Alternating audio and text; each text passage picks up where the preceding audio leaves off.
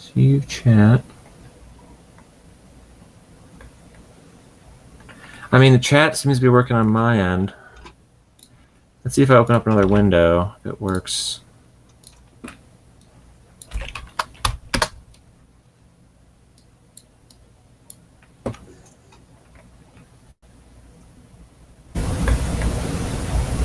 I mean, the chat seems to be working on my end. Let's see if I open up another window. Cool. Yeah, chat's working for me. Everything's working for me. Okay. Let me retitle. Chat seems to be working on my end. Let's see if I open up another window. Oh, 0x1DOOFF says chat's working for me, but I can't load the stream when logged in. Can't load the stream when logged in. Can't load the stream. I'm logged in and I'm seeing the stream. Let me go to yours. Check mine out, maybe.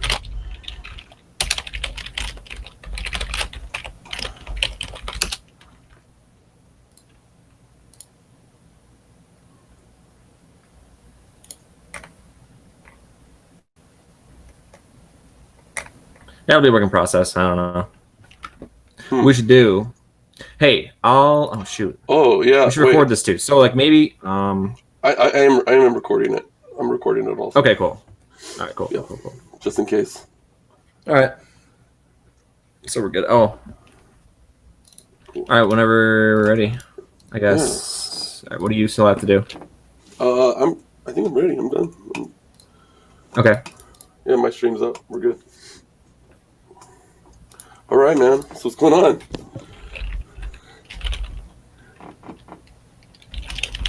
I see you've been busy. Pretty busy. Yeah, trying to enjoy the nice weather. I've been programming. Obviously, this website. So it's the streaming website that uses Ethereum integration. Obviously, there's going to be some hiccups here and there, and we're going to work through those. But for the most part, it works. Yeah. I've been looking at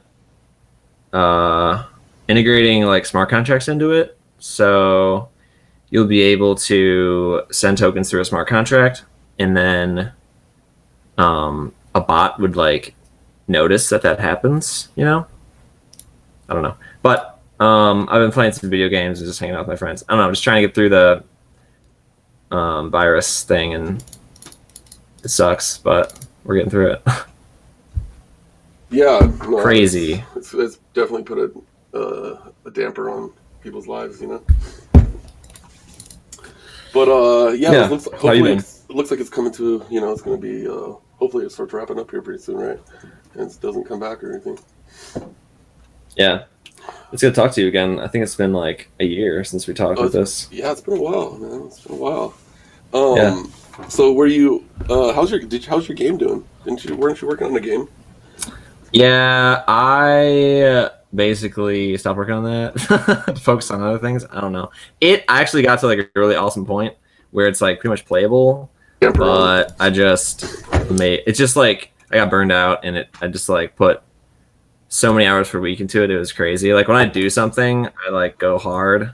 Yeah. And it was just like destroying my life, so I decided to like cut my losses on that one, but. That's a lot of time to put into something too, you know, something like that especially. Yeah, but it's not a total loss because I learned, like, I still got better at programming. Sure, yeah. You know, every single programming project you do, you get better. Yeah. So it's cool. Yeah, I had fun too. Sure. Cool. And I could always like work on it again later, I guess, but like video game tech moves so fast, you get like. Yeah, dude. There's so many like but it's cool. So many like indie games that come out, you know, every day, you know, and people, which is cool, but like, yeah, you know, I mean, it's like pretty much that game is like something that you're into, and like maybe a couple of your friends might play. Yeah. Other than that, it's a niche thing. Yeah. Yeah, but that is cool that someone made a 0xBTC game. Shout out to that. Trav did. Yeah. What did it's he hilarious. Do you know what he used to make that with? Like, is that like I don't know. it seemed like it's kind of like a Flash kind of game, but I guess I don't know. I think you could use like Game Maker or something. I don't know. Honestly, I have no idea. Yeah. It's pretty impressive though. Yeah, it is cool. Anyways, so other than that, other than this wallet project, do you have any other ideas up your sleeve or things that you haven't done the pipes you want to work on other than the streaming platform? I built the Decentraland HQ. That's cool. Actually, someone hit me up about building like a 0xBTC museum in some like district of Decentraland, and I need to like look at that again because that looks. I mean, that could be cool. Yeah. So then there's like 2 buildings instead of 1, and then I've been looking at. I don't know. I'm still kind of waiting for like Aztec to really blossom because I do want to make like a 1-to-1 atomic swap contract, so you can like 1-to-1 atomic swap 0xBTC into like an Aztec form of 0xBTC and back, just like how you could like atomic swap it into lava and back, you know, lava tokens. That would be really cool because then it would be potentially anonymous, or like I guess I'm keeping an eye out for any type of project where we could do one could do that, where you could make an atomic swap contract of 0xBTC into that type of thing, and then it like gains some additional properties. So it's almost like colored coins, or like the idea of colored coins, where you can like take a white 0xBitcoin, like a default one, let's say, or I don't know, gray, let's say, gray 0xBitcoin, a default one, and then like you can turn it into purple 0xBitcoin, which has Aztec anonymity, or you could turn it into a orange 0xBitcoin, which has like ZK snarks or something, or like roll-ups. Sure. I don't know, right? Like ZK sync, and then you can go back into a gray 0xBTC, and then that's like the future that I'm seeing, and that's just like easily accomplished with ERC20 kind of stuff. Yeah, and like you kind of saw that with the whole like lava thing, but I'm just excited to see it fleshed out more. And it's kind of weird because like, well, in order to use your tokens with like Uniswap, you're gonna have to turn them back into normal 0xBTC tokens, I guess, for right now. But theoretically, in the future, there's no reason why you couldn't have any token on Uniswap or anything like that. But as far as as far as like liquidity pools, we'll want to settle on like one particular version of 0xBTC to be on Uniswap. It should probably be just the default one. Yeah, but like at least there will be like multiple colors of it, colored coin versions of it, I think, in the future. I could definitely see something like that happening. It's very interesting, Yeah. Kind of just. I mean, it already happened. It's just like not many. Yeah, it already totally exists. It's just like not a lot of people are transmuting their coins into lava token coins, but it 100% exists. Yeah. I saw somebody tweet the other day that they said that they think that the high gas prices right now they're like far more of a deterrent and detriment to Ethereum, because people who are new and want to get into using Ethereum, it might give them a bad taste in their mouth and drive them away. Do you think that's more important? Do you think scaling is more important right now? Like as far as I mean, like in the short term or the long term? Obviously, it's midterm. Like the mid to short. Mid to like the next year. Let's say the next year. I guess obviously scaling. I don't think ETH2 is going to come out in the next year. So but scaling will solve the gas problem theoretically. But although maybe not at first, because what's going to happen is they're just going to be, I guess, from what I understand, everything that's on ETH1 right now, all that data is going to move into, let's say, shard number 1. But then will be shard number 2 through 64, but those will be empty. So they'll be like empty chains, basically.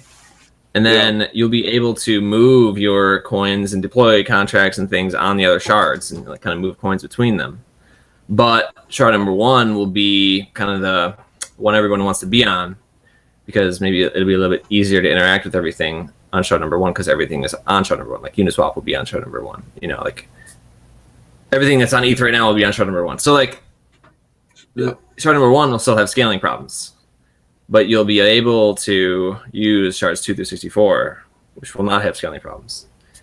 And depending on how easy it is to move coins between the shards, which would probably be pretty easy, it'll be better, obviously, the easier it is. High gas costs are obviously a problem. And I know that there's been talks to increase the block size, or the gas size per block. Mm-hmm. I mean, I'm on board with that to some degree. Oh, sweet, people are talking in the chat. Oh, in your chat? Nobody's talking to my chat. Oh, yeah, mine, I guess. I don't know. Anyway, but yeah, like, I'm on board with increasing the gas to a degree. But and it's gonna have to happen. I don't know. It is tough because like the mining pools, the token mining pools are getting strained for sure by the high gas prices, and it's like there's really nothing you can do. I mean, it's a good thing because it means that Ethereum is like super popular and like super in demand. Mm-hmm. It's just something we're gonna have to live with, I guess. It's not really like causing harm, but it's annoying for sure. But I mean, it still only costs like 10 cents to send tokens. Mm.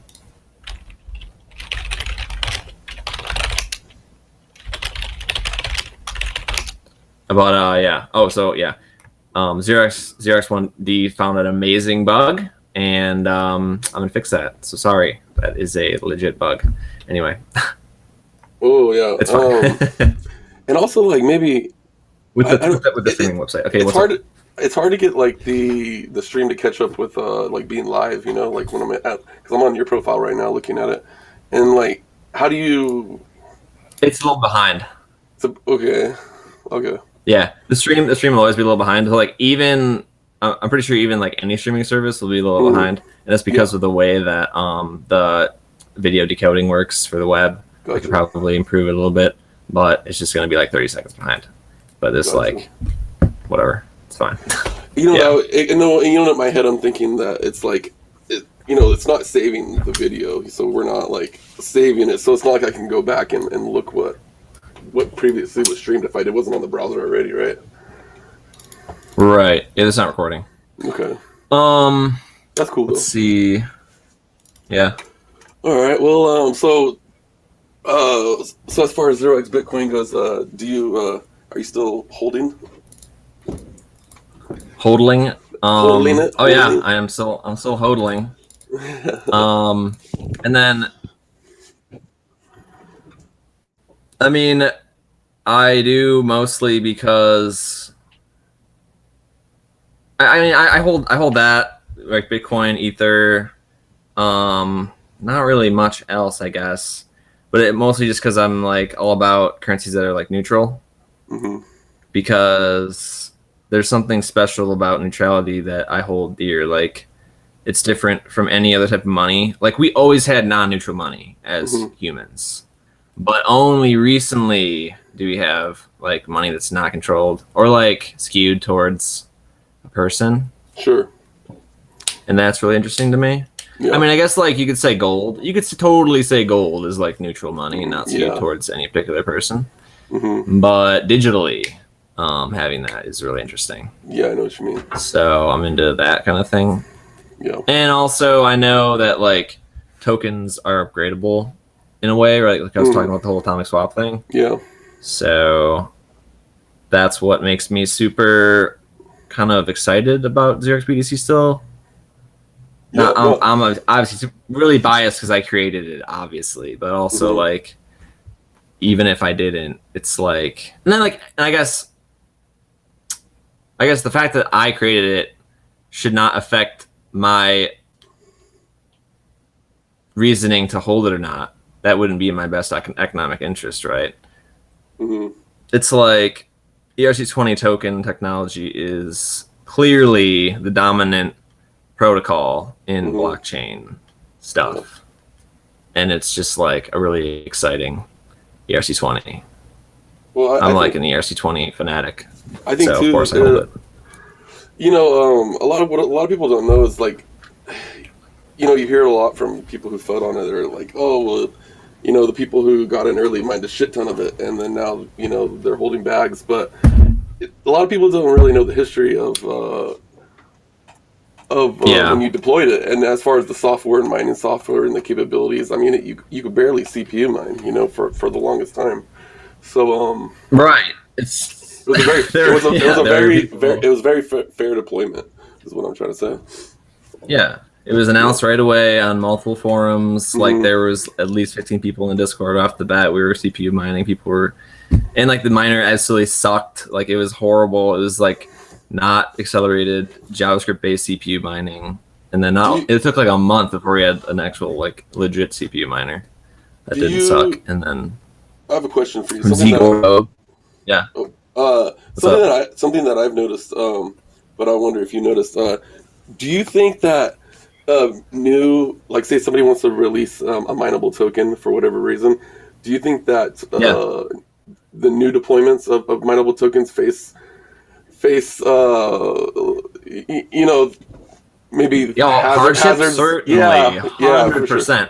I mean, even the launch of 0xBTC was fraught with like hardship because mining tokens works best in a pool because it's just in terms of user friction.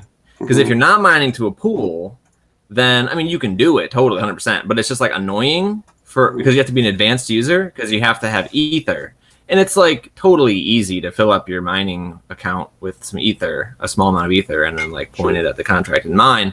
But it's just like a little bit more convenient if you can mine to a pool and not have to have ether in your account, I guess. But also like regardless whether you're solo mining it or pool mining it, a lot of times, or if it's a brand new mineable token, you're probably gonna have to spend more ETH in gas, you know, to submit the TX than you'd get in terms of the token, and especially like now when gas is higher, it's even worse. So yeah, that's a huge hardship. Plus, you have to somehow convince people that that token is better than, I guess, 0xBTC or whatever other mineable token, because like tokens, you can change the code, quote unquote. Like I said, you can atomic swap it into another token contract. So everything you can do with token X, you can do with token Y, really. Sure. The only difference between tokens is the distribution method, kind of. And yeah, I guess that's kind of a weird philosophical concept, and it takes a little while to grasp. But like, if I came out with a new token contract and it could, you know, be sent anonymously or whatever, because of the solidity code in the contract, someone else could take that solidity code, put it into a contract in which you could one-to-one atomic swap 0xBTCs into that contract and back out, right? And then now 0xBTC has that ability. Okay, so it's like, yeah. There's no point in like making a whole new token. There's no point in making another token.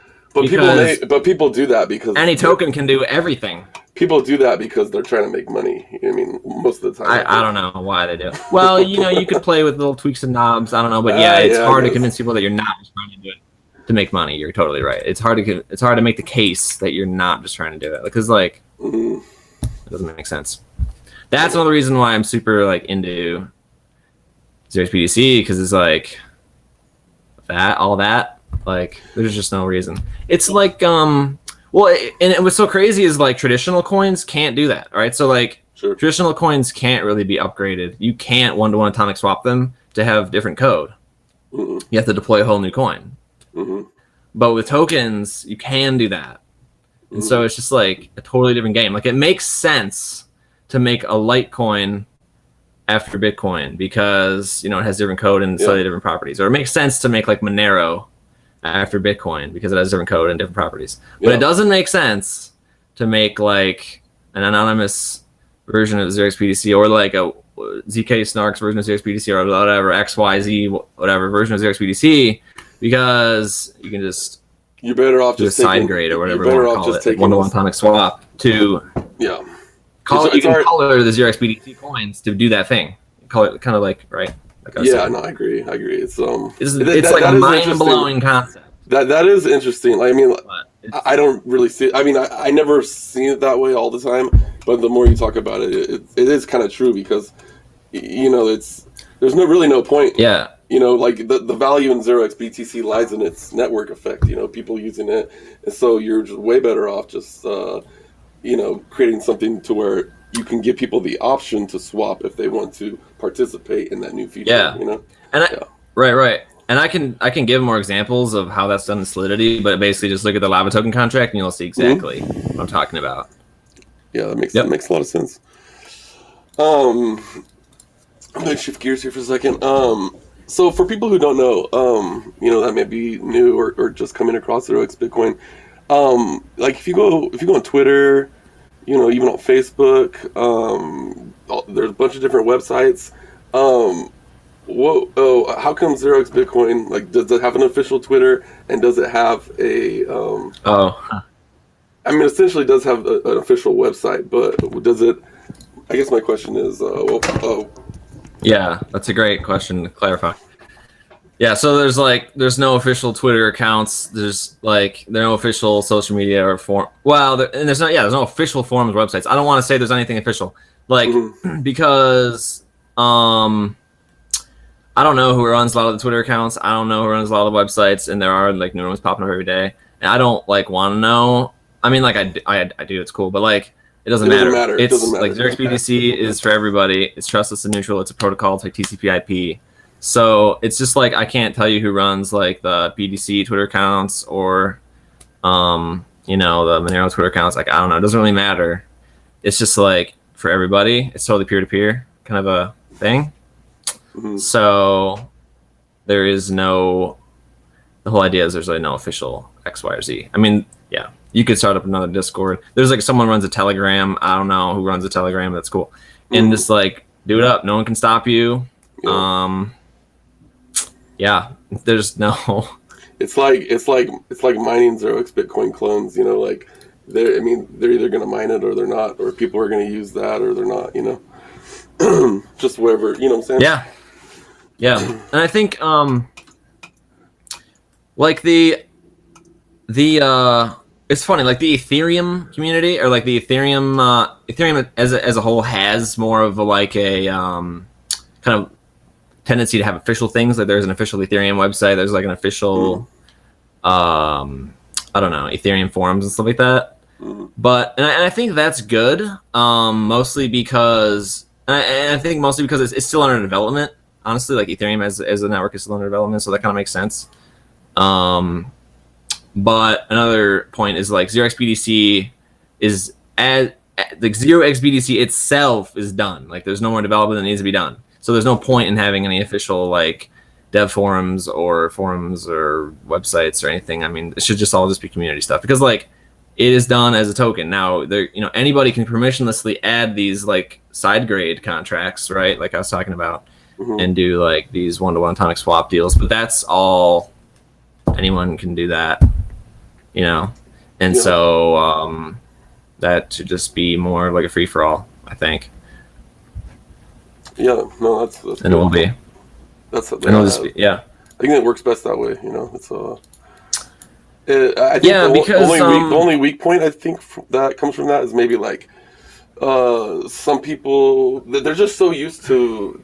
The old monarch system, where somebody's in charge and then they're doing all the marketing, this and that. And so when they see a token not doing that, I think some people might get a little freaked out. Freaked out or unsure if it's even going to be something they want to invest in. But I think once people get to really know the culture of the decentralized community of 0xBitcoin, they understand it. Yeah, I should say. My goal is not for people to invest in 0xBTC, and honestly, you don't even it's not something you invest in because it's not a company. You're not investing in capital or in people.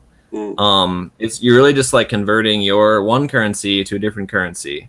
And why would you want to do that? I don't know. Maybe the one currency you have has some properties you don't like. Maybe the other currency you have is has high inflation or whatever. This, that, and the other. So. That's really it. But I don't know. I guess where was I going with this? Cryptocurrencies is so cool because I mean everybody knows this, but the inflation's capped. Oh, I guess I should say I'm really excited for when ETH 2.0 comes out and 0xBTC is the largest mineable coin on the network. But anyways, let's go into that more with ETH 2.0. As far as ETH 2.0 goes, have you read up on everything that Vitalik has written about it, and do you understand it to the best of as he's explained it, as far as how it's going to work? Here's what I think I know from what I've read so far. Give us the TLDR. Decent, but I'm literally not like an expert. I'm actually like not an expert. Yeah, I understand. But like you are an expert though, bro. You really are. In like relativity, yeah, but like not in relativity. Like I'm like in the middle. Basically, there's a beacon chain, and that's a new chain that's being created, and the beacon chain just stores basically like the hashes of blocks. So it doesn't store block data. It just finalizes the hashes of blocks. But it stores the hashes of the blocks of all, let's say 64 shards or however many shards there are. So that way, and so that's like that's like kind of like the main backbone or spine of ETH 2.0. And what's so cool about that is because the beacon chain now can do, right? It can do it has the bandwidth and volume of the entire ETH 1.0 network, except it is only storing the block hashes instead of all the block data, which means that it can like secondhand store, maybe 100 to 1,000 times more data within it, or it's like finalizing 100 to 1,000 times more data within it than the ETH 1.0 chain. Right? Does that make sense as to why it can do that? Because it's only storing like a fraction of the number of bits, right? I get that. Yeah, I get that. Okay, well, that's just part of it. Okay. So now, and then each shard is kind of like an ETH 1.0 chain, and it's kind of like if you know, like you have mainnet, you have Ropsten, you have Goerli, and you think of all the you can think of each one of those as a shard. Okay. Except on ETH 2.0, there's 64 of them, and they're all mainnet shards. So it's like mainnet shard 1, mainnet shard 2, mainnet shard 3. And those are all being validated by the proof of stake, basically like validators. And when they get validated, the validators are finalizing the block hashes of those shards, the block hashes within those shards on the beacon chain. And so you'll consider that your transaction is finalized on shard X when the block gets validated. The block for that transaction gets validated on that shard, and you see that the hash of that block is finalized on the beacon chain. And once it's finalized on the beacon chain, then it's like totally set in stone, because like basically the beacon chain is recording the fact that shard X made that block, and that with this block data hash, and that block data hash is like that's it. Like that's so like as far as that was actually so really it's like there's two layers now. Does that make sense? Yeah, it does make sense. Yeah, but it might be a little bit different than that, but that's like kind of what I understand. And like because you need proof of stake to be able to do that, because if you were to do this with proof of work, then when you're finalizing the block data hashes on the 64 shards, you'd have to have basically think of it like this. You have to have 1/64th of the hash rate on each of the shards to be basically finding the nonce that fits into the block data to find the proof of work solution. And that would mean that each shard is only 1/64th as secure as ETH 1.0, which would be terrible. And the hash rate would be like divvied up in like messed up ways, so it wouldn't even be like 1/64th for each one perfectly. It'd be like someone have 1/32nd, someone have 1/28th of the hash power. There's so all effed up, and like so some shards would be easy to like double spend on. So that's why it has to be proof of stake, because that way you can basically do really weird, crazy things with the way that people are validating things, and you can actually like validate multiple shards at once. you're not limited by like proof of work anymore. You're just literally saying like yes or no. You don't have to like mine anything. It's like way faster. Yeah. To say yes or no to a block. So the way you just explained it and the way you understand it, would you have to? Is 0xBitcoin, is it gonna just automatically migrate to in the right place at when it's supposed to, or is there gonna be something? Someone's gonna have to do something. Do you know any more details about that? Yeah.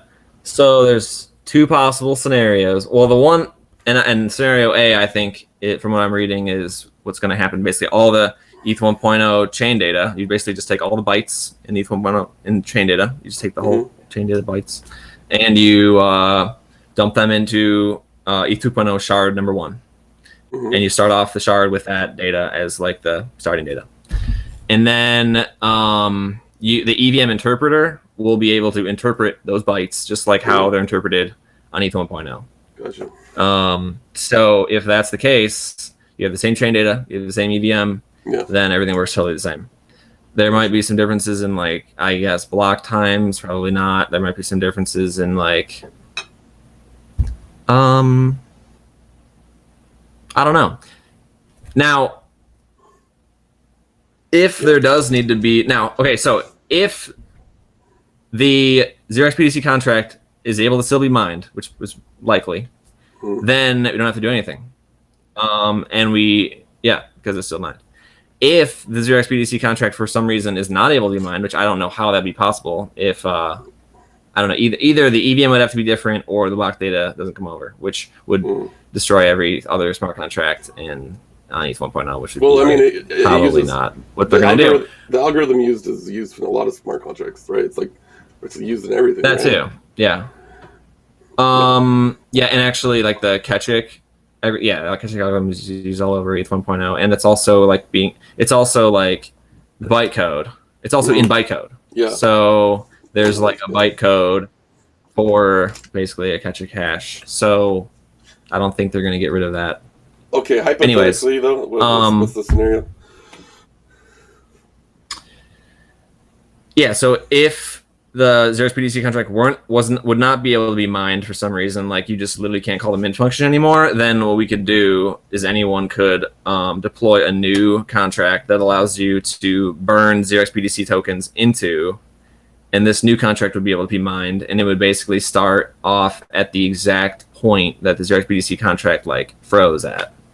Does that make sense? So then everyone would just import all this 0xBTC into this new burn 0xBTC token, and it would be able to be mined starting at the point where 0xBTC, the original contract, was not able to be mined anymore. So it's basically like going from like Psi to DAI, or like DAI 1.0 to DAI 2.0. Gotcha. Yeah. I mean, like, so I do not think that would have to happen, but if it did have to happen, then it would, and it's just like the way it is, and it's like not that big of a deal. Some people like make it out to be a big deal, but it's like really not a big deal. Yeah, it's like Uniswap 1 to 2. You know? I agree. Yeah, it's not. So like tokens are super flexible. Tokens are really flexible. Yeah. Because of that, and again, it's the same exact concept. It's the 1-to-1 atomic swap thing. It's like burn mint. You can make a contract that basically says when someone burns a token into me, mint them this other token. And like this other token, you can make it so like that's the only way to get it. So it's pretty cool. So like,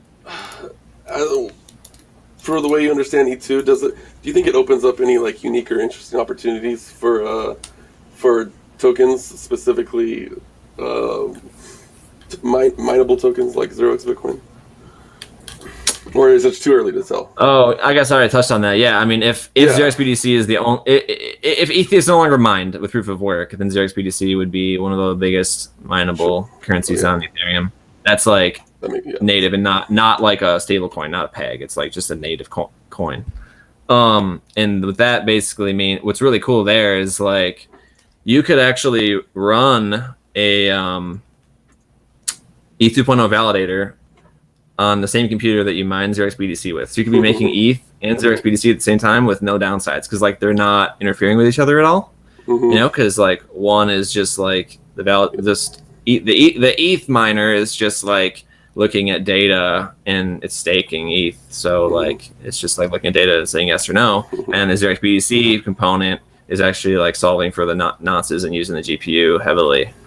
So that's really sweet. I think that's really cool. Yeah, no, it's real cool. And then like just besides that, I mean, the scalability of it all is really exciting. The fact that we'll be able to have all these other shards to like use will be really cool, because there's a lot of applications. Like I know, like seriously, like right now, Reddit is seriously talking about using Ethereum. I'm trying to use Ethereum for this like streaming website. I thought that was a done deal already with Reddit. Yeah, and they're just saying like we need scaling. Like without scaling, we cannot do this, and like that is the only thing. Yeah, the fees. So and so like if E2.0, let's say the 2.0 launched today or whatever, Reddit could say like, okay, shard like 32 is going to be the shard we're using for like Reddit. So then now boom, like maybe now they'd have 10 transactions per second just for like Reddit stuff. That would be perfect. That would work like amazingly for them. Mm-hmm. So yeah, I'm excited for that. I'm also, and like it's coming, but it's just taking a long time, and it should. I mean, it's yeah. It's like video games. Sure. It's like the Nintendo theory. Like you spend the time now, and you make something really great. There's no sense in like launching early. If it's not going to be as good as it can be. As eager as I think a lot of people are, I tend to agree. I think it needs to be done. It needs to be done right. I worry of like, like we were talking about earlier, like I just feel like there's some cultures in Ethereum where they remind me of like giant monarchs, like they trade one, giant monarch for their giant monarch, like they want to be in power, like almost like, like, okay, for example, the .eth, domains, I think, I mean, like, that's do we already have DNS that works great and it's a centralized service? So why are we trading one centralized service for another centralized service? Yeah, the .eth thing is kind of centralized because they're making fees on that. Mm-hmm. But like, but I mean, that, and again, what's kind of cool about it is like, I guess anyone, but like theoretically, DNS, right? I mean, you could do that with DNS, like a lot of things that they're doing. But you could trade it as a token. It's tokenized, so I could, if I bought like infernaltoast.eth, I could sell it to you. So that's cool. And also, like, anyone can spin up their own DNS domain right now, and like no one does. Like I guess like the WHO, like not is it W? Anyway, like the. You can make your own. I could make my own DNS right now. Like I'm sure there's like some sort of darknet DNS. There's like some alternative DNSs, right? There's Onion DNS, this and that, the other. And so like, and just the same as on Ethereum. Anyone can make their own. Like anyone can make ENS. They can make ENS, a different version of ENS, a different alternate version. So like, yeah, it's kind of seems like centralized, but like just the way that domain, what's the word? Like domain mastering or like. It's always going to be a centralized thing. It's always going to be like a centralized party saying like, "Hey, this is my like DNS pool, and like you can just join or not." And so like, it's kind of one of those services that like you hear a lot of things sometimes in Ethereum. They get lumped in with DeFi, but they're not really DeFi. They're just Fi. Yeah. Yeah. It's not totally decentralized, and like, and what you're right, and like someone could make a totally decentralized version of ENS, and they should, but like. You think it would be worse? It might be worse. The problem, I guess, they're good, but that's going to compete with the one that's getting the fees, which is going to be able to maybe like pay for developers to like add more features. Although that's true. I guess with the DNS, why would you need to add more features? Yeah. No, but I guess, but here's the other thing. But here's the total devil's advocate. Here's the total devil's advocate. Okay. What would they do? They'd burn, like, let's say there was a totally decentralized DNS system. Would you just like burn fees when you were to register a domain? Is that how it would work? Because you couldn't make things free. Or I mean, so you either like burn the fees, sort of, like, pool system, or you can like pool them, and I don't know, do something like that where you can, I don't know. use it like oh, you know what you could do? reward You them or could something. make it into like a DAO somehow. So like people like can somehow get into the pool that's receiving the fees. So like, but I guess I don't know. Like you could stake ETH to get into the pool that would be earning all the fees. Yeah. I get why people like it though. I mean, because it's really easy to send. Anyway, especially with MetaMask, it's easy to send somebody money to Ethereum to a .eth address. You don't need to memorize their address or anything. Yeah, copy paste. But I did make. I guess I did make a totally decentralized version of ENS in a way. It's like the name tag token thing, the name tags. Yeah. Mm-hmm. And the way that works is there's just no fee to register a name, and it's just like first come first serve, and it's just kind of like a free for all.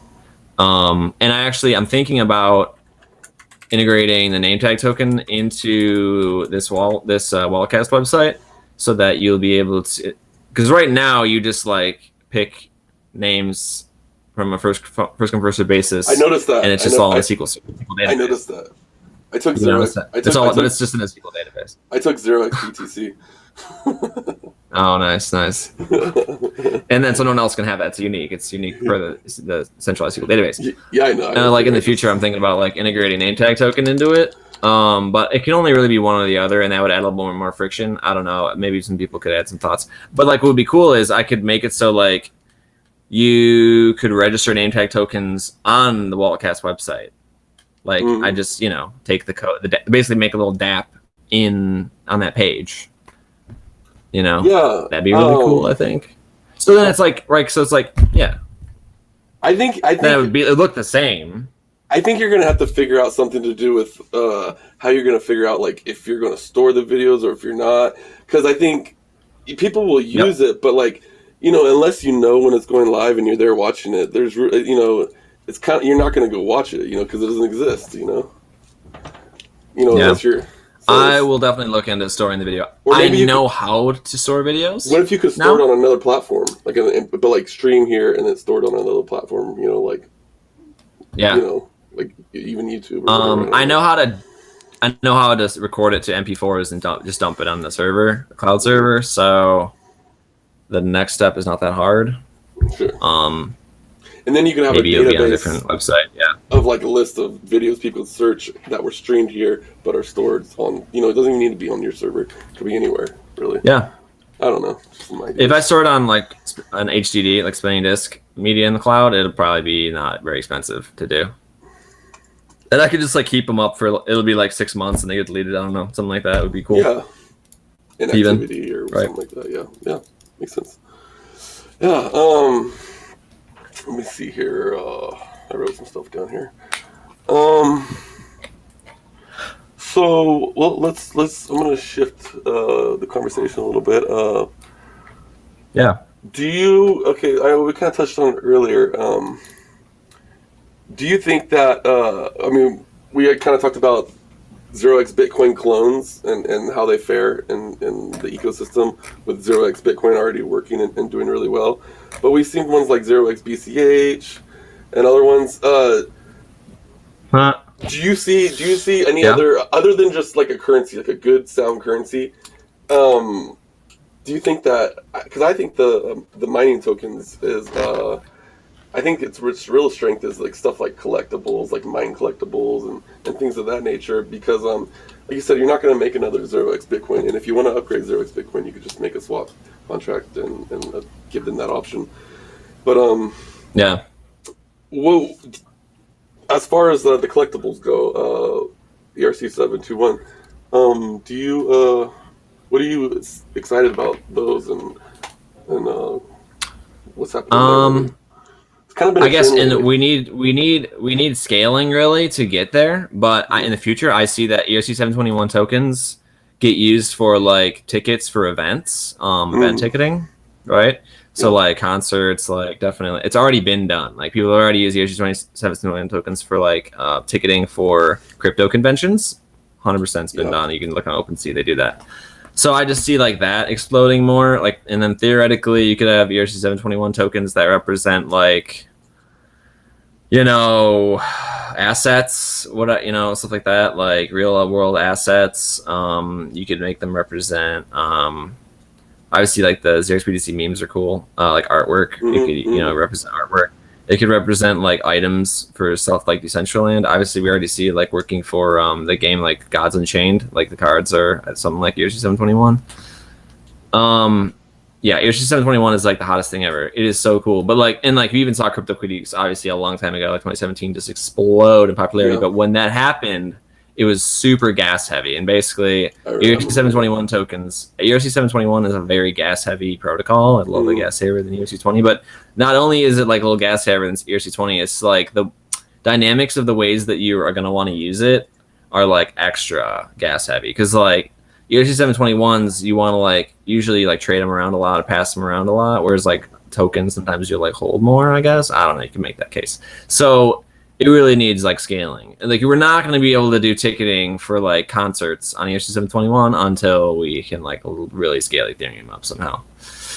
Yeah, but I see it as a definite thing that'd be awesome, because once you can do that, now you could like resell your tickets more easily. You could like incorporate them into crazy contracts. You could like put rules on them where like they expire in a certain date, or like you have to do a certain thing, or like you could like stake and earn. I don't know.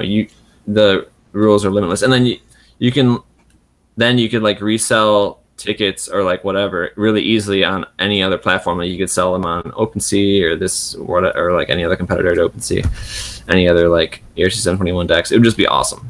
It would just like free the whole space. And then even like just like for example, if video game items like let's say TF2, you know how you have all the items in TF2 or like Counter-Strike. If those all were ERC 721, which is like a definite possibility in the future, or Gods Unchained stuff, then you could like extract them out of the game, put them on the blockchain ERC 721, trade them amongst people in just like any way you wanted, and then put them back into the game. And that's that way, like then those games wouldn't need to have their own like asset stores. They wouldn't need to have their own like asset trading systems at all. You just do all the asset trading, like secondhand trading on the blockchain.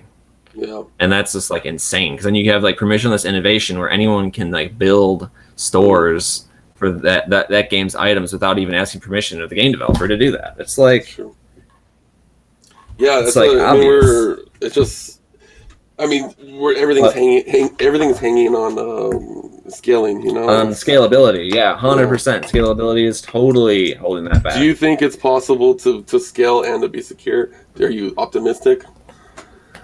Yeah, I'm definitely optimistic about that. Like, because the way that they're trying to make proof of stake, and we've already seen other chains like use proof of stake, but the way that Ethereum's trying to use proof of stake is that the validators are validating multiple shards at once. So you're like validating, and it's like a crazy web of like validation.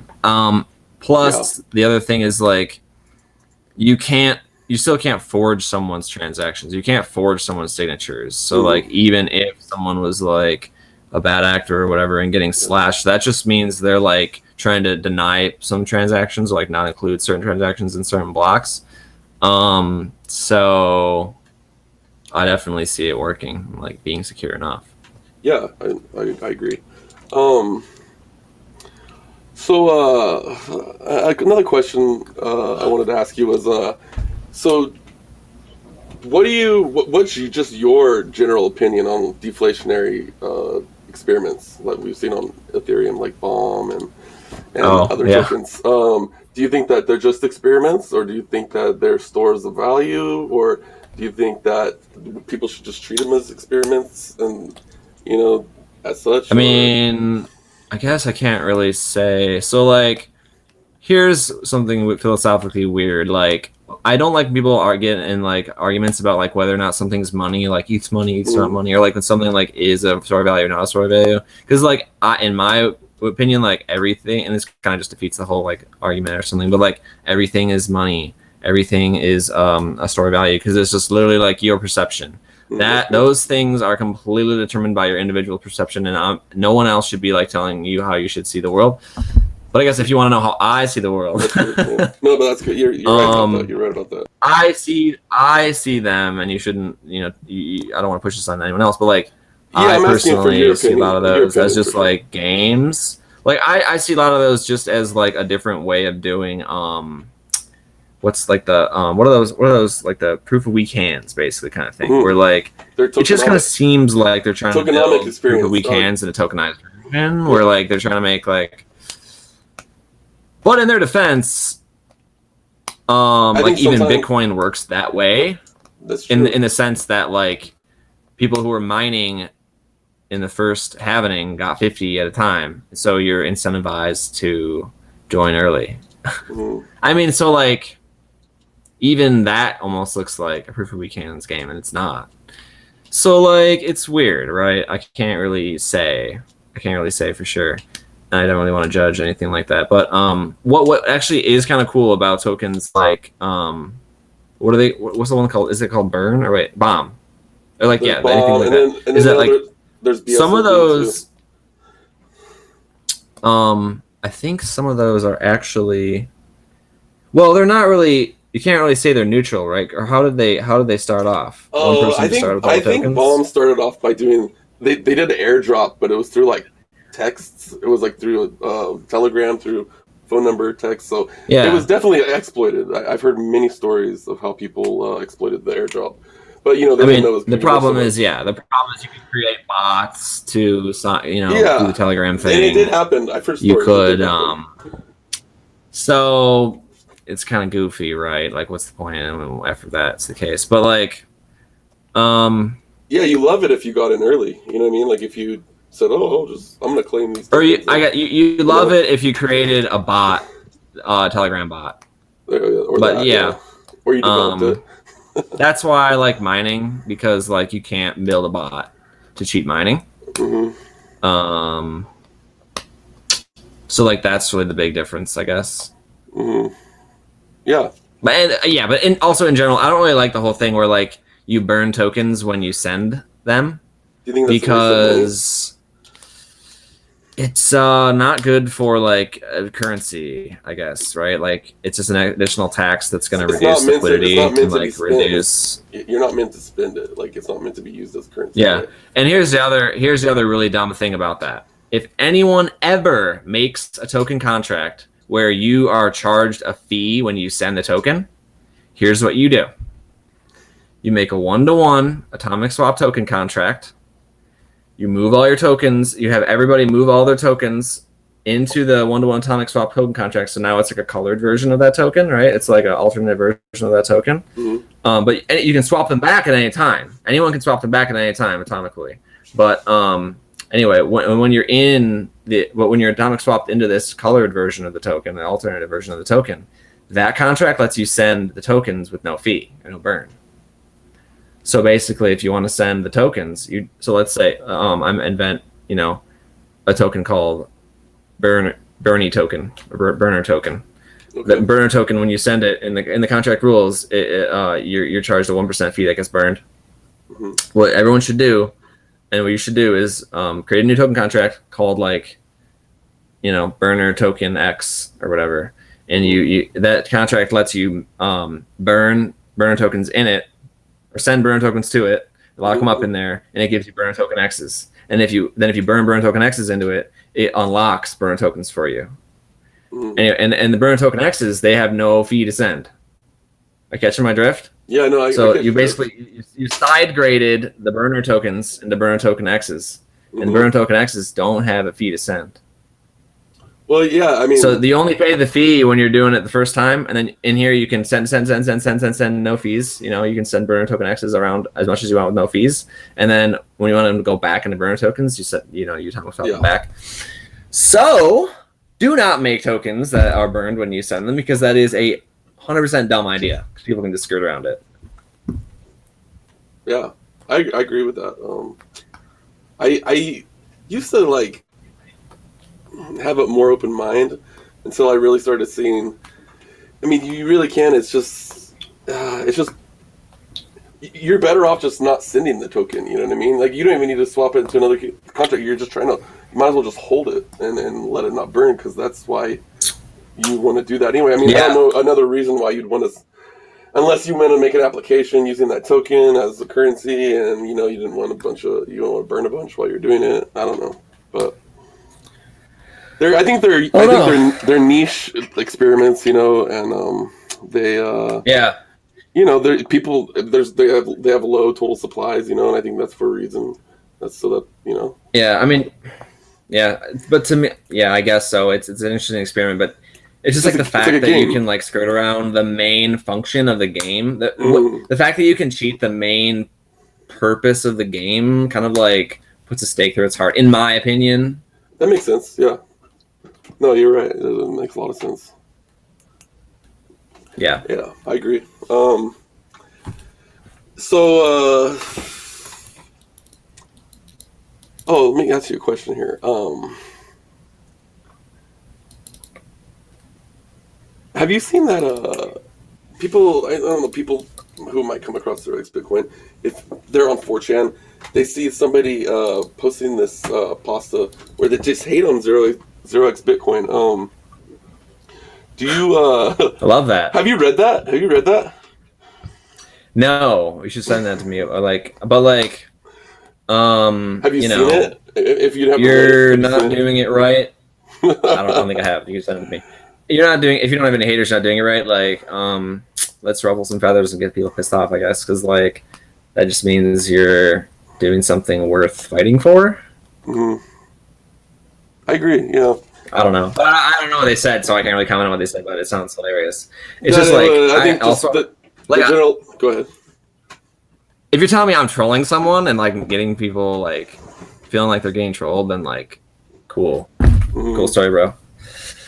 I don't know, like I think it's more. like, I think it's more about them. Like I think it's somebody who likes it, but they're trying to, so they can maybe accumulate. reverse psychology. Yeah, I think that's probably what it is. 100%. I've heard that theory spit out around in the Discord. Oh, 100,000%. Also, I like the meme that's like the old man yelling at the cloud or whatever, like the Homer Simpson's dad or whatever. Like, if you're angry with 0xBTC, you're literally just like angry with 200 lines of code that anyone could have deployed. Like that, those 200 lines of code were going to be deployed by someone. Like if I didn't deploy them, then someone else would have deployed them, or someone else would have deployed them. It's pretty heard the idea straightforward to arrive at like a POW mine token. Like I've heard the idea suggested by dozens of people on Twitter who didn't even know Bitcoin existed. Yeah. So yeah. For sense. sure. So like, why would you be mad at that? It's like not even. It's like an inevitable invention. It's like being mad at like a doorknob or something. Like someone was gonna invent the doorknob. Like it was gonna happen. It's like not that hard to arrive at the concept of it.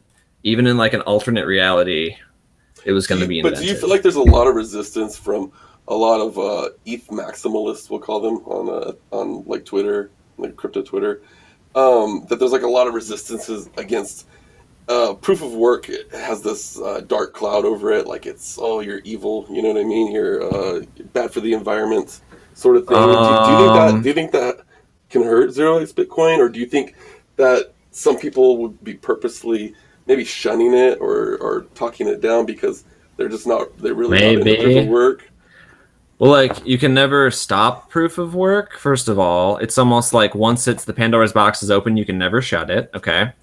So there's really not a sense in, like, combating it like that. Also, even if it does use energy, you are not wasting it. You are using it for a particular purpose because it is the most powerful way to get, like, neutrality, basically, right? And like, because what's the other option, right? You start the token off and one person starts with all of them. Is there a better? We already saw that that's trash. Is there a better distribution method than proof of work? So wait, from what I can tell, and so correct me if I'm wrong, there's like there's two core ways to distribute. Well, there's two ways you can distribute tokens from a smart contract. Okay. One of them is you assign all of them to the deployer, and the other one is you assign none of them to the deployer, and you have a function that allows anybody to call it and get the tokens out. We could argue that there's like infinite other options where like you give half to the deployer and like half are able to be gotten from a function, or like half or like some of the deployer and like a function that can be called by certain people and not everybody, but not just the deployer. Anyways, but that's kind of doesn't make any sense. So let's say there's really two ways, and then like there's two schools, and obviously we know what happens when you give all them to the deployer, and when you have a function that can be called by anybody that gives you the tokens, and that's the only way to get the tokens. That is 0xBTC, and like now you don't have to gate it with a proof of work function, but if you don't gate it with a proof of work function, then what happens is it's gated by ETH gas fees and ETH bandwidth, which is kind of like silly, I guess. It is. So the most sensible thing to do is to gate it with proof of work, such that proof of work becomes the bottleneck to gaining the tokens and not the ETH bandwidth or ETH fees. Yeah. Because then it becomes well, then it becomes then you're actually not if it becomes extremely popular, you're not spamming the ETH network, which is a good thing. And I guess there's other reasons why it's better to do that, but I think then like become a gas price, basically. You said it. I've heard you say it before that zero or proof of work isn't it isn't perfect, but it's the best we have. Yeah, it's the best we have, because like if you're not using proof of work, then I guess if you're not using proof of work and allowing anyone to mint the coins, then you're just giving all the coins to the deployer, which is fraught with problems, because that one person now has absolute power, and absolute power corrupts, I guess, right? Yeah, no. Because if on chain one person starts with all the tokens, then you can't trust them. Transparency's out the window, because it's out the window. How they distribute the tokens is not transparent anymore, because it's not on a blockchain. They can just recycle it. So all the advantages you get of a blockchain, boom, you don't get them, right? So even if you have an airdrop on Telegram or something, that is not on the blockchain. So that kind of reminds me. I'll say that I don't own any, and but I've read the contract, I've looked at it, and it looks interesting. Have you seen a proof of value thing that Vether's doing? VETH? And, are they doing like you're burning certain coins? So how does that work exactly? You're like burning certain coins to get Vether?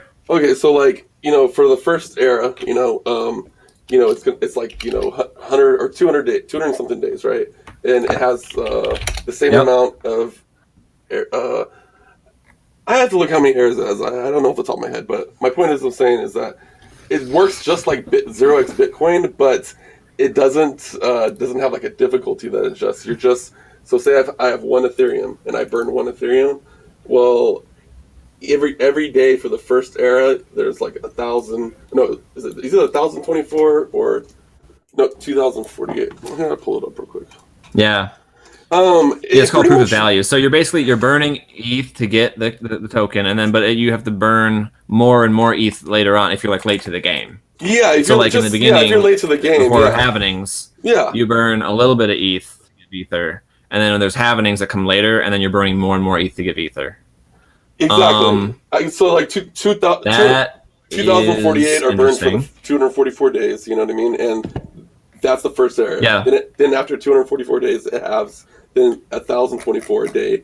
And you get X amount of tokens based on what percentage of the coffers that you've supplied to the contract, and the coffers make up Ethereum / tokens that have value, meaning that they can be swapped on Uniswap for value. So I don't know. I don't know if there's like some exploit thing around it. They've actually, I just briefly read the other day that they're gonna have to redeploy because somebody found like an exploit, but I don't know exactly what the exploit was, but they found it early. So I just think it's a little bit interesting. It reminds me of 0xBitcoin in a way, and it kind of as far as rhymes with it. Yeah. What I mean is by how it it has the halvenings. You know what I mean? But instead of mining, you're instead of spending energy, which costs You're you just money, burning. you're burning actual money, you know.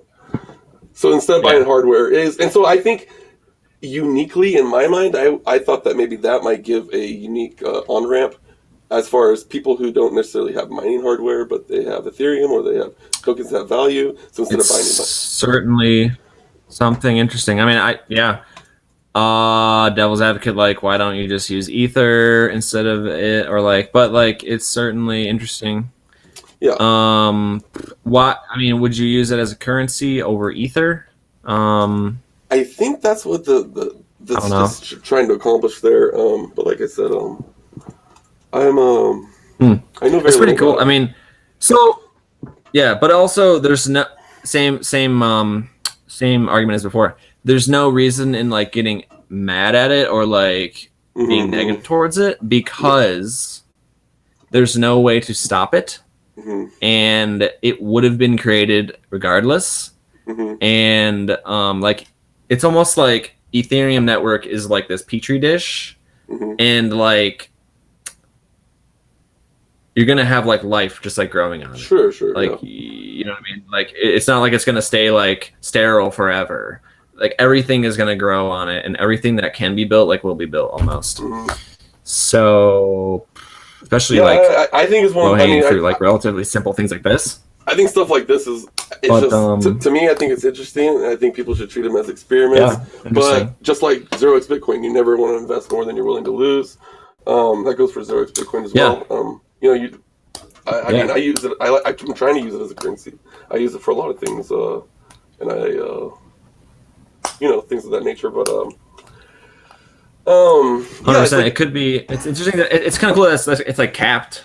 It's like totally capped. Yeah, and it's with a hard cap. I think the thing about it too is interesting. that it's better than an ICO type of, you know, it has a Yeah, because it's getting burned, so it's like fair. It has an interesting somewhat, fair right? distribution method. Yeah, I think it's very fair. But like I said, I don't know enough about.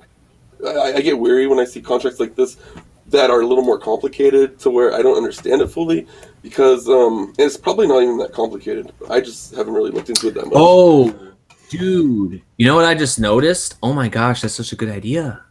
On their website, they have a button that says stake, and it is a mini DApp of the Uniswap liquidity pool. Yeah. Yep. What? Yeah, it is pretty cool. Okay, yeah, like we need to do that. That's so cool. Yeah. Yeah. I mean, like anyone can figure out how to pool 0xBTC on Uniswap, but like just having it there, it makes it a little easier. It does, yeah. Anyway, that's cool. Yeah, it's pretty cool, dude. So I think experiments like this, you know, it just goes to show, you know, that people are coming up with more interesting ways for distribution methods, just like 0xBitcoin, and like a lot of people, 0xBitcoin will get a lot of bad rap from different people, but I think it's just because people have strong opinions, you know, and they think that how they think a token should be distributed is better than the way you think. So it's all just like everyone has an opinion, you know, and it's money if you say it's money, sort of thing. Like I like what you were saying about that. Yeah, there's always going to be people that think it's money. So what are you going to do about that? Like, it's also cool to see like more experiments like this that are not ICOs and like are like realizing that it's not cool to just give all the tokens to one person, because that's like already like old hat. So that's another cool thing about Ether is like yeah, we're starting to see more neutral or like neutral tokens. So like they're trying to be neutral. But that's pretty cool. When you look at it, like hindsight 2020, when you look at the way ICOs did things, and like a lot of like really quote unquote reputable names on Ethereum, I mean, it's sickening if you think about the way they like raise money, you know, and people bought in, and the price of these things. Like, it just leaves me a sick feeling in my stomach. And I didn't really even I didn't even buy any ICOs, but for the people who did, like who told them that was a good idea? Like I could have told you that. I don't know, man. I just no, everyone. A lot of people knew it wasn't a good idea. Basically, people took advantage of the situation and like made money off of greedy people. So like, yeah, it's just bad. Basically, everyone that was buying ICOs was doing it not because, well, I can't speak for everybody, but I would say 95% of people who were buying ICOs I think were doing it just to flip the tokens. They didn't believe in the project. 100%. Because they noticed that like the ICO price was usually less than the market value Early was. on, they had like good a month success after the ICO. Early on, they did pretty well, didn't they? So like, well, like you define success. Was the project successful, or was the people that flipped as far as the price, people made a lot of money. Yeah, people. What I mean. Yeah, right. But right, that's that's bad though, because that just further makes the problem keep happening. More ICOs are going to happen because like they're able to happen. The only time because like the only way that ICOs would stop happening like that is if early ICO investors would lose money later, because then they wouldn't buy into the initial ICO speculatively. And that eventually happened. It does. Yeah, it did happen. But like, it was just like people flipping and trying to like screw over the next guy. And there was definitely some like people that were really rooting for like the project and stuff to like, yeah, I think so, yeah, come around and make a profit, but those were far and few between. And from what we've seen looking back, I want to say like a very small percentage of those projects were actually successful. But like Decentraland, they did an ICO and like they totally freaking killed it and launched, and like their product is sweet and like actually exactly what they said it was going to be. So like that's really cool. That's an example of an ICO like that actually worked out well. But there's 99 other ones that anyone could name. Did you say that there's an unofficial 0xBitcoin fan club on Decentraland? Oh yeah. So I think let's see. Shoot. 0xBTC headquarters. I posted it on Twitter. Oh, it's at -42,27. That's the coordinates. -42,27 in Decentraland. If you go to those coordinates, then you will be at the 0xBTC building that I made. Yeah, it's like the unofficial headquarters. So that's cool. Right now, there are not a lot of buildings in Decentraland. So actually, like the 0xBTC building is like one of the only buildings around there. Yeah. But there's a lot more being built for sure. Yeah, it's a cool every week, every month. Cool. Yeah. That would be cool. Yeah, people should build more stuff. Yeah, so that's fun. Yeah, definitely build more stuff on Decentraland, man. Don't just let your land sit there. Is it Prime Realty? Is your real estate Prime? Yeah, man. -40. What is -42,27? That's pretty prime. That's only. I'm not familiar with the 5-minute walk from the spawn point. But what I also found out, which I didn't realize this was going to be the case, is that what you can do is you can construct a hyperlink with the coordinates in the hyperlink. So you can hyperlink someone right to teleport and spawn at wherever you want in the world. So I can give someone a link that spawns them right at the headquarters. Oh, that's cool.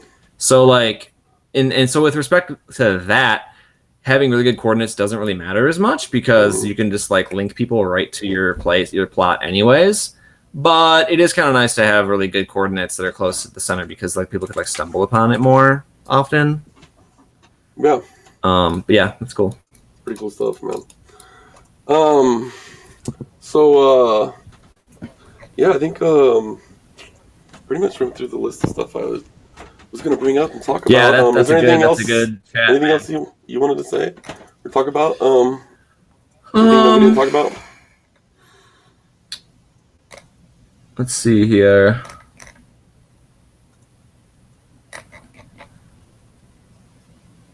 I guess I'm reading through some of the. I mean, if you wanted to learn more about 0xBitcoin, you could read. There's the Reddit. There's the Discord, which is really good. The GitHub page. It's like github.com/0xBitcoin.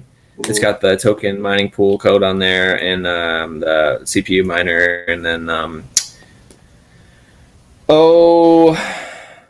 there's forums. It's like forums.0xbtc.io. Yeah, there's a lot of good references. You can read about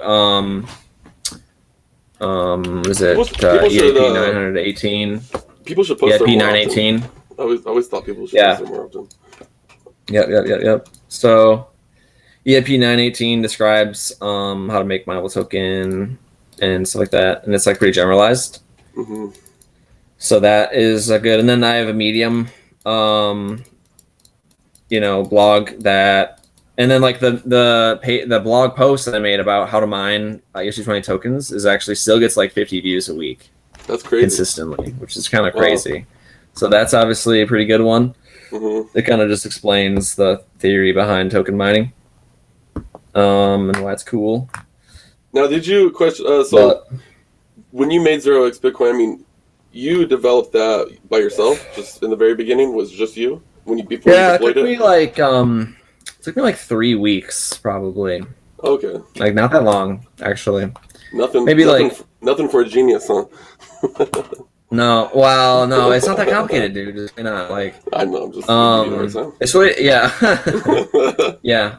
But there was I deployed like Ropsten and like write some tests and stuff, but like I'd already had some Solidity experience. Mm-hmm. I'd already been like messing around with Solidity for like 9 months or a year, so that helped a lot. Obviously, I had like some sample code to go off of, but it's pretty quick and easy.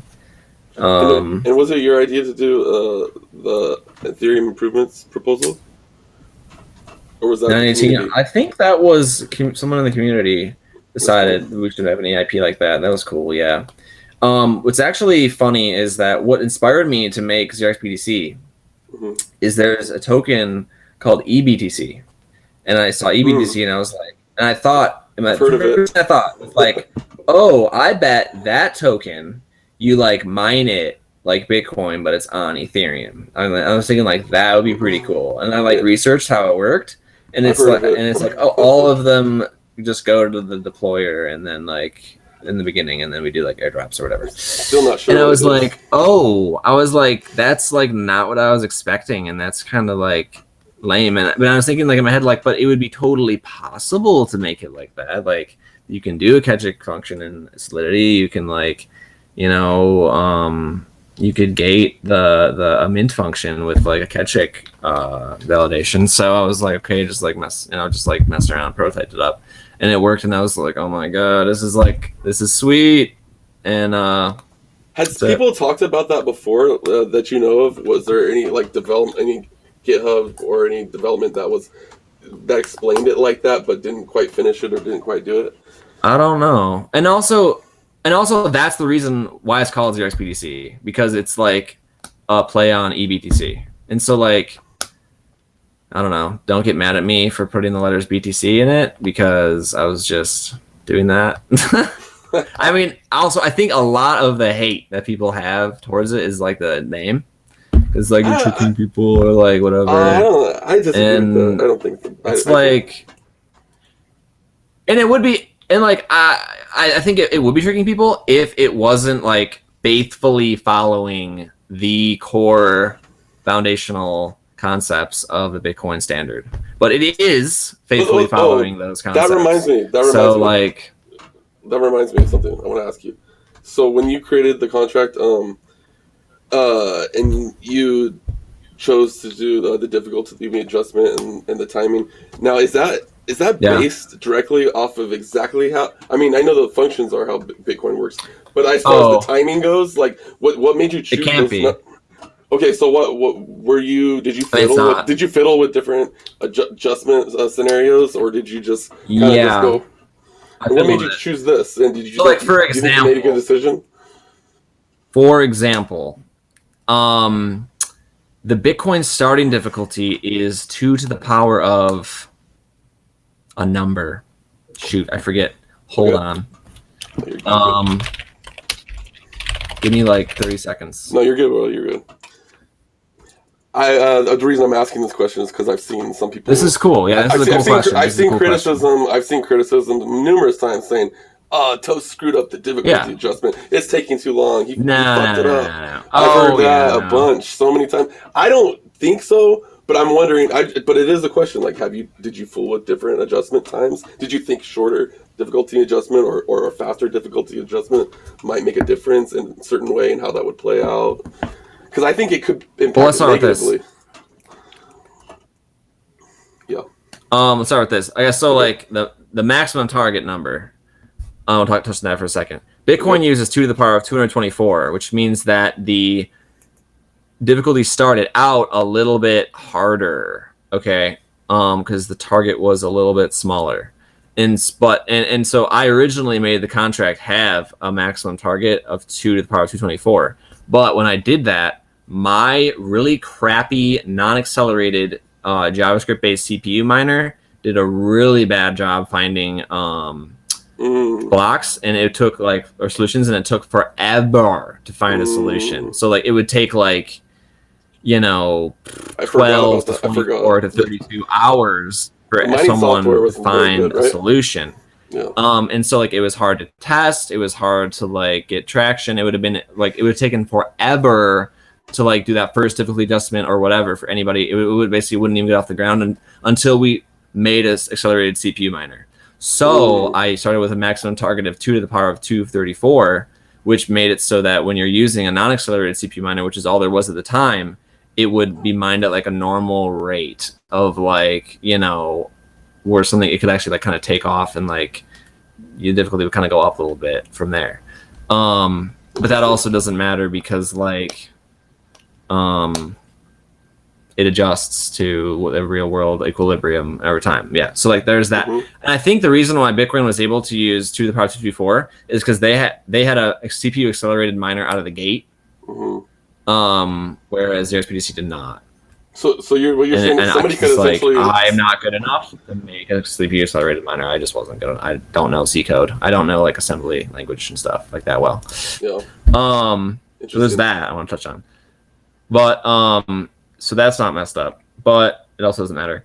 But as far as the way the difficulty adjusts, I think someone pointed out that when it gets harder, the difficulty goes up by up to 50%, and when it gets easier by up to I thought it was 50%. I want to say 50%. But when you're talking about 50% up versus 50% down, it goes up easier, and it comes down not as easily. But it kind of has to get it's momentum, it's inertia, things moving forward. So it's got to the way I see it is if you're stopping a car, the car's kind of coming to a stop, and then before you start rolling backwards, you know what I mean? You have to slow your inertia down, and that's how. Because when it kind of hits that spot to where the difficulty stops rising and maybe it stays even, and then the hash rate starts to really lower, it starts going down pretty quick. I feel it starts going down quite a bit faster. If you have no hash rate, and people are still does that make sense? But I don't know, I could be wrong. Yeah, totally.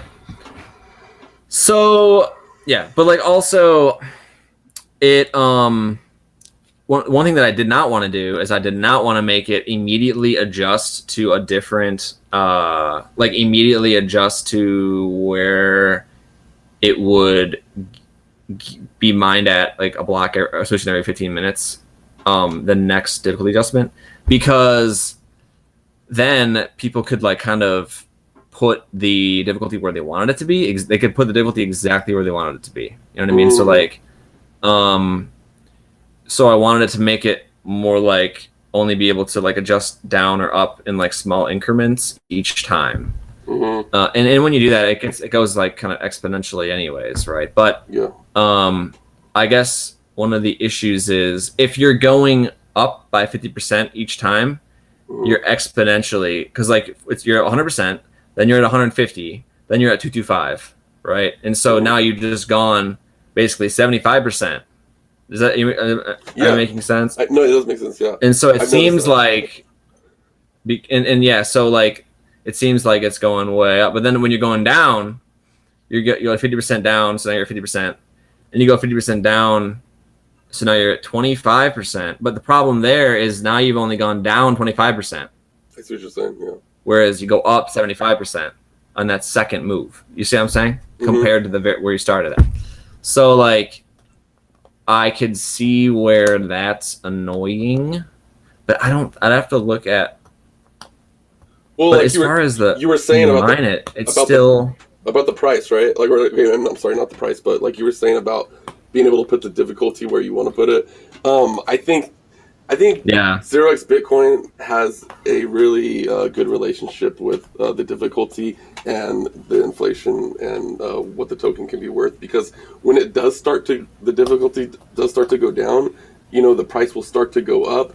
But somebody will start mining it, like, you know what I mean? Like, they'll start mining it like not too long after it's gone down for a while, because less tokens are being, or you know what I'm saying, less tokens are being minted. Yeah. And so inflation starts to go up. Becomes worth more money, and then they'll be like, "Oh, okay, I got to mine this thing." So people they don't stop mining it for very long if they do. So I think it plays really well with that. Like you said, I think you could run into some really, sketchy things with if you had done it the other way, or if you had done it faster. Right. And I'll have to run through the math again to see how this all works, basically, like in an Excel spreadsheet or something. So don't quote me on any of this. But regardless, it doesn't really matter. Like, the difficulty will get where it's trying to go eventually. And so in the long term, it totally doesn't matter at all. Like, and in the short term, okay, if the difficulty is, somewhere here or there, it's that way for everybody. Yeah. So it's still neutral. And like, I don't know. Like, for example, right now, let's see. I think the average time is like almost 30 minutes, right? Mm-hmm. But that's still like. But there was a time. It's like a yin and yang. There was a time not long ago, when the average reward time was like 8 minutes or like 5 minutes, and so now we're just like, now it's like swung the other way. Now it's like 31 minutes. So it's just like when the hash rate's rising, usually you have faster reward times, and when it's coming down, usually you have longer reward times. But like overall, when you average everything out, it's like 15 minutes on average. Does that make sense? So like, it doesn't matter. Yeah. And also, here's the other thing, like, the average reward time means absolutely nothing. Like, first, it doesn't mean anything in terms of how fast transactions go through, obviously. And also, the only thing that matters is your personal card's hash rate and the current mining target number. Yeah, that's true. That's it. And it's like fair for everybody. You got to put in the work and find that number, and then you get the tokens. And so, like, if in the short past, some people had a massive amount of hash rate and they pushed that number up and made it harder, it's going to be harder for you even in the next 4 weeks, because basically it like has like a memory, like it, you know what I mean? It like has a memory, like it remembers, oh yeah, like there was massive hash rate, we pushed that number up, so like it's still going to be kind of tough for you to do it. We've seen like that big hash rate's out there.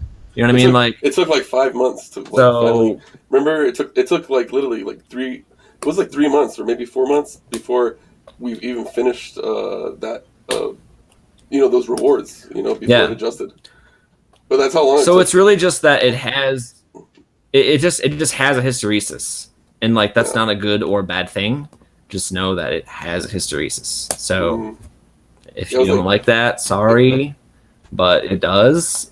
Like, it's not bad or good. It just is what it is. So like, so it's not exactly like Bitcoin, and there's a lot of ways in which it couldn't be exactly like Bitcoin. So like, I didn't want it to be like instantly adjustable, because I didn't want, like I said, I didn't want people to be able to game the difficulty, put up what they wanted. But also, like, it can't. What are some other differences that it had to have? Like, it's bound to essentially the ETH block time, right? Yeah. It's 60 because times. there's no good concept of time in a blockchain. Only like the blocks themselves. 60 times faster than. So it's gonna always be about 60 times slower than ETH. Yeah, so it's gonna be about 60 times slower than ETH. So that's like another difference. And so question, since you're talking about the block times. And I know we've talked about this before, but I don't know if we've ever talked about it on here. when like say ETH 2.0 comes ETH out. 2. Yeah. So what's the like the fastest blocks can be? Like how many seconds, before each block? Right. So like right now, below? ETH 1.0 uses a block time of like, we talked about this before, of like 15 seconds. And it actually can go anywhere between like 10 and 30 seconds. Yeah, it's like 13 to 15, something like that. Yeah. Oh, it can go up to 30. It has in the past gone to 30 seconds. I know it has, Okay. like when you're approaching an ice station and stuff like that. Mm-hmm. So, but like, could fastest. it possibly go? Could we have like 8 second? Could we have 5 second? Could we have 1 second block times on Ethereum 2.0? I'm willing to bet no, unless we invent some like insane new type of like fiber optics for the internet. You said it's impossible, like to have anything below 8 seconds. Here's like the other thing. Like, how long does it take? Oh, I see what you're saying. I mean, like, we're starting to come upon the limits of like speed of light and how many bits you're fitting through a pipe at the speed of light. Yeah, I see what you're saying.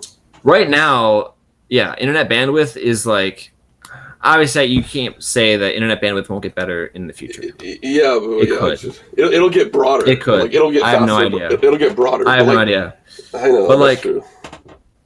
So like maybe we will see 5 second, 1 second ETH block times. And then the 0xBitcoin reward time would go down. It would go down. People would get that. And I guess that would mean that there would be more 0xBitcoin entering faster, but then we'd hit the halvenings faster. I feel like that would be a long ways. Like that's a lot of technology. So like it would affect price, but like all of that is already priced in. So like basically just know that and price that into the price now, so that you know what I mean. Like it's all still fair, because this is free open knowledge. Everybody knows what could happen, and like, I don't know. The contract's free for anybody to read, and it's there. It's transparent. But I don't expect ETH 2.0, especially out of the gate, to have anything wildly different from somewhere between 10 to 30 second validations. That is probably going to be validations between 10 to 30 seconds on a shard. I mean, if it was like 8, even if it was 8 or 10, like I would be kind of all for that. Even if it got as fast as 8. But like you're saying, that's a. I mean, we're talking. You're saying 1 second block time. That could be 100. That would be insane. Yeah, it's like right. 50 or 100 years down the road. And if it takes 100 years to get to a 1 second block time, all this BTCs probably are going to be mined anyway. True. So it absolutely won't matter, because then there won't be no such thing as mining 0xBitcoin anymore. It's just all mined, right? Because every coin with a hard cap eventually becomes not mined. Yeah, that makes sense. Just trying to poke some holes in some people's theories. I've seen people write different things. Yeah. But against it. Yeah, it's a good question. I mean, we could see that for sure happen. But I did not want to rely on ETH blockchain timestamps, because they can be messed with by the miners. Like, theoretically, right, the first miner to find the solution puts the time in, and he gets to decide the time. And so, like, theoretically, you could lie about that. And the chain rules just say that the time has to keep going, like, forward.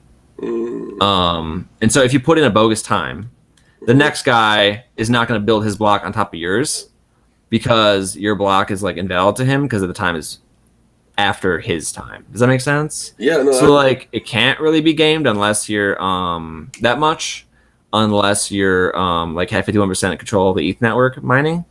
It's interesting but still, I didn't want to really rely on it, because it's just like weird. I can't really predict all those mechanics effectively, and basically on the ETH forums they said don't rely on the time. That's interesting that you had the foresight to factor that in, because I did my research. Yeah, it's interesting.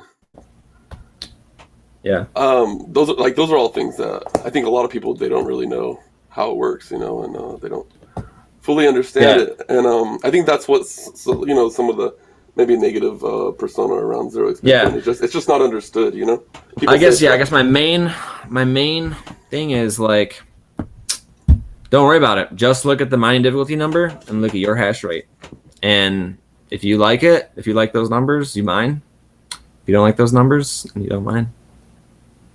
Yeah. But it's a neutral currency regardless. Yeah. But it's cool. It always will reach its equilibrium. It always will reach 15 minutes or 60 times slower than ETH if you give it enough time. And like time is relative, so you might have to give it 3 to 4 months to do it. But it'll get there. But I mean, you know, and it's just like it has hysteresis and slow. The contract has time. Yeah, it just remembers history. It takes history into account, right? So it's like averaging things over time. Cool. So it doesn't go like when people are kind of like switching between it and something else. If they are, yeah. Yeah, there's a lot of I think people who deploy mineable tokens now, like they might want to take stuff like that into consideration when they're creating a mineable token as far as difficulty adjustment, because maybe you said that you didn't have a very good CPU mining hardware, but like, would you say that's far more advanced now than it was when you first good point. If you were to make a new mineable token, I've seen that happen in new tokens. If you were to make a new mineable token that was a clone of 0xBTC, let's say, and you wanted to use the same algo, I would set the initial difficulty higher. I would even set it more severe than 2 to the power of what is Bitcoin using again? I always forget. 2 to the power of 224.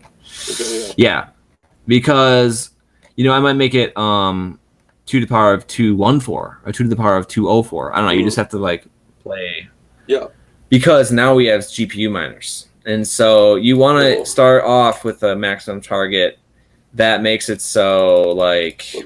FPGAs even. People aren't finding solutions ridiculously fast where it's bottlenecked by the ETH gas and ETH network. You'd rather. I mean, it's just like better. It's gonna be like that. By the It'll be like that. It'll be like that for a while anyway. Though it's kind of like the great the gas wars, that you see sometimes with mineable tokens.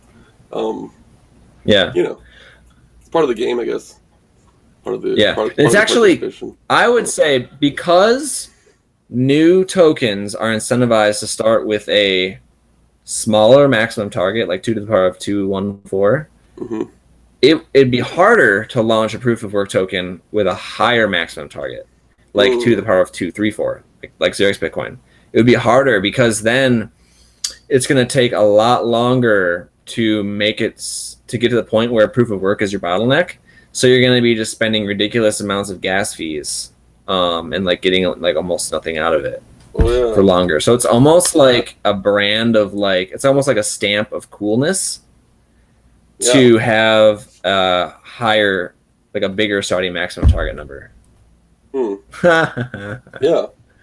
Like that's interesting. Yeah, I think those are, I mean, maybe those not. Those are definitely. Yeah, I think so. I think those are some things like I've seen tokens launch, and I participated in mining other tokens that I just launched, and I've seen a lot of different things. That they think like a lot of times you'll see like, oh well, 0xBitcoin it went to $5, so we're gonna go to $5. But it's like, but also too, 0xBitcoin it didn't. You could barely GPU mine. When it like at the peak, right when it hit $5. Oh, it was a once in a universe dynamic. You're never going to have that again. Never going to happen again. There's only shitty CPU miners. Yeah. That's the only thing you can mine it with. I mean, that again, Pandora's out of the box. Now we have the code for a GPU miner, so like that's never going to be the case again. So you're never going to have that. The inflation will be too probably high, affect again. Yeah. It's it's just not. Unless unless you mess with the difficulty, so like that would be something interesting to look into. I've had a lot of conversations. But it was really cool. About this.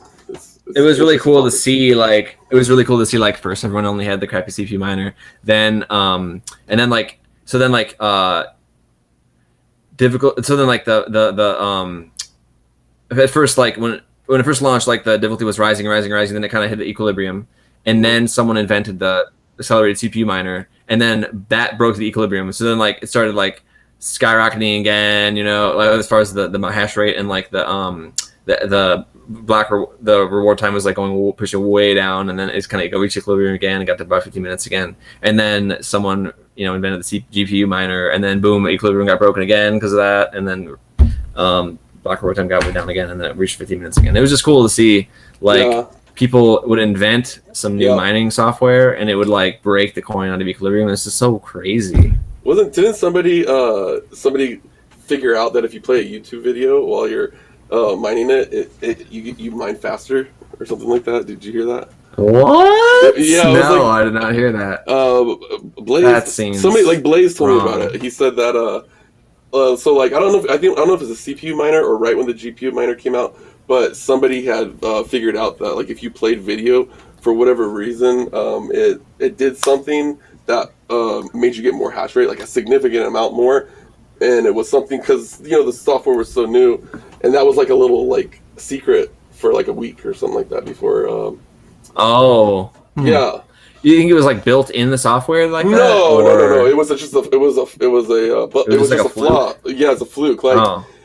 Like I say, it was unoptimized. So it's unoptimized. Like if I'm mining with my CPU and then I play a video on my computer, it will make it mine faster because it's like activating something in my hardware. That's weird because like I've heard. That's funny. Well, like that seems like opposite because when you're watching a video, your video card should be like, accelerating the video feed of the video. Maybe I don't know. It was something it should be to working do with that. harder. Mm-hmm. But yeah, that's strange. That was a little secret bug. Huh. That's pretty funny. There's some of the history of 0xBTC on like the forums that 0xBTC.io. I made sure wrote a little post about like kind of like important dates. Cool. Just to have it as like a time capsule. Yeah, that's a great idea. To keep a historian record of kind of the dates things happened. Have you seen that? I have actually. I think I have on the forums. Oh yeah. Timeline. Yeah. Mm-hmm. Cool. I actually use the forums a lot to like look up if I need to know the answer to something that I've seen on there. I go back there a lot, and I think it's a great resource. Yeah. Okay. Cool. Yeah, it's kind of nice.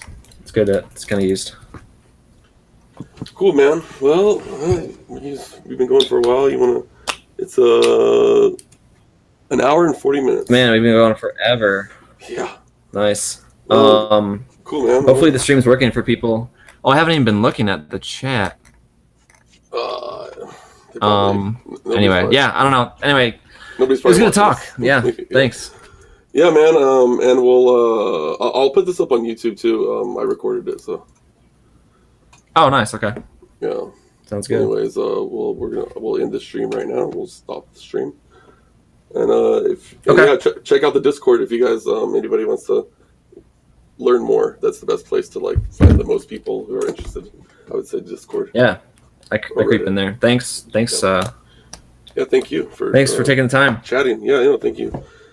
And all right, we'll see you guys.